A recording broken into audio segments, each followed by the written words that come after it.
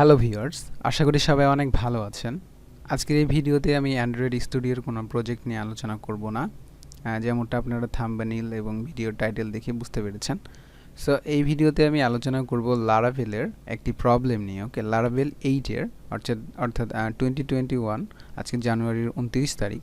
এখন পর্যন্ত লারাভেলের last update রয়েছে 8। ওকে, লারাভেল 8। সো এই লারাভেল 8-এ যখন আমরা ইউজ করছি, যখন আমরা লারাভেল 8টাকে ইনস্টল করছি, সো আমরা কিন্তু অনেকজনই আর কি প্রবলেমটা ফেস করেছি। আমি জানি না হয়তো সবাই ফেস করবে বা করছে।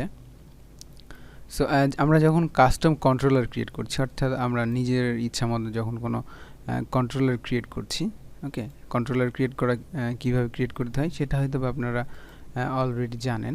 ওকে, সো আমি একটি কাস্টম কন্ট্রোলার ক্রিয়েট করেছি। এখানে কিন্তু কোনো এরর আমি দেখতে পাচ্ছি না। ওকে, সো এইটা একদম ওকে রয়েছে কন্ট্রোলারটা, এবং এখানে আমি দুটো ফাংশন ইউজ করেছি এবং এটাকে আমি রাউট করেছি হচ্ছে আমার আপনারা জানেন কোথা থেকে রাউট করতে হয়।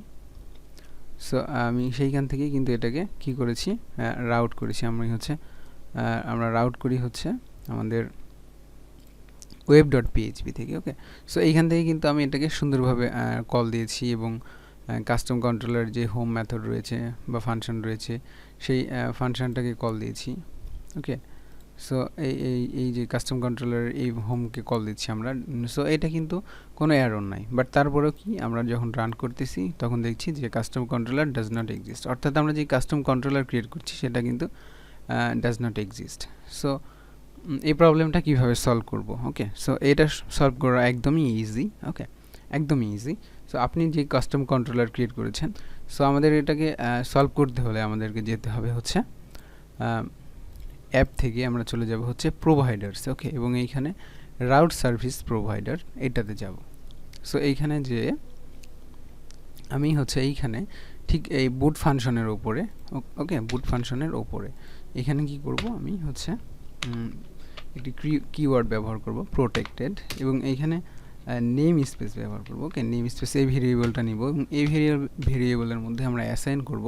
একদম ইজি। ওকে, আমরা ব্যবহার করব হচ্ছে আমরা চলে যাব হচ্ছে কন্ট্রোলারের মধ্যে এবং আমাদের কন্ট্রোলার ডট পিএইচপি এটা থেকেও হবে, অর্থাৎ আপনি যদি ম্যানুয়ালি ক্রিয়েট করে থাকেন তাহলে হয়তো বা এইটাকে কল দেননি।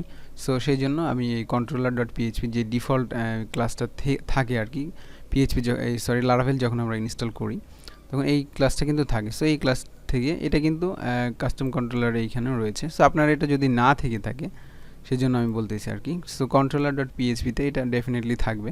সো সেটার জন্য আমরা এই নেম স্পেসের এইটুকু কপি করে নেব। ওকে, সো এটাকে কপি করে এই route service provider dot PHP এই ক্লাসে এসে এখানে আমরা সিঙ্গেল কোটেশনের মধ্যে এটাকে পেস্ট করব এবং এটাকে জাস্ট সেমিকোলন দিয়ে এটাকে আমরা ক্লোজ করে দেব।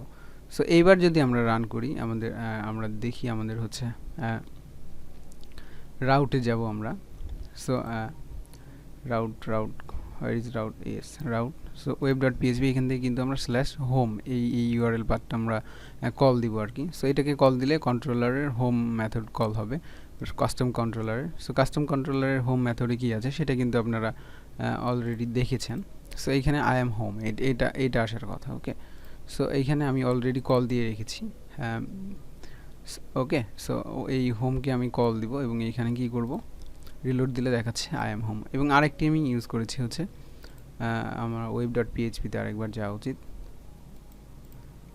সো এখানে আমি কন্ট্যাক্টকে কল দিব এইবার। ওকে, সো কন্ট্যাক্টকে কল দিতে হলে এখানে কন্ট্যাক্টটা পাস করে দেবো। So I am about. So এইটা আসলে আমি মেথডে এটা রিটার্ন করা হয়েছে কন্ট্যাক্ট মেথডে। সো এইটা অ্যাবাউটকে কল দিচ্ছে, তো কাস্টম কন্ট্রোলার অ্যাবাউটকে কল দিচ্ছে।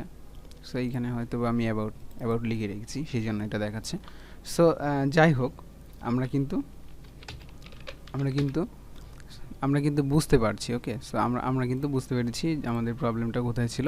সো প্রবলেমটা কিন্তু আমরা সলভ করতে সক্ষম হয়েছি। হয়তো আমি অনেক বেশি প্যাচাল পেরেছি বা বেশি বকে ফেলেছি। সো প্রবলেমটা কিন্তু একদমই ইজি। ওকে, সলভ করা একদমই ইজি। জাস্ট এইখান থেকে নেম স্পেসের এটাকে কপি করবেন সম্পূর্ণটাকে এবং জাস্ট রাউট কন্ট্রোলার এসে প্রোটেক্টেডের মধ্যে এটাকে এই নেম স্পেসের মধ্যে এটাকে কী করবো, আমরা অ্যাসাইন করবো। এখানে অ্যাসাইন করা ছিল না, আর এইখানে আমরা কী করবো, জাস্ট অ্যাসাইন করবো।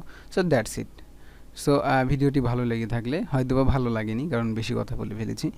সো দয়া করে like, comment and don't forget to subscribe my channel. আল্লাহ হাফেজ।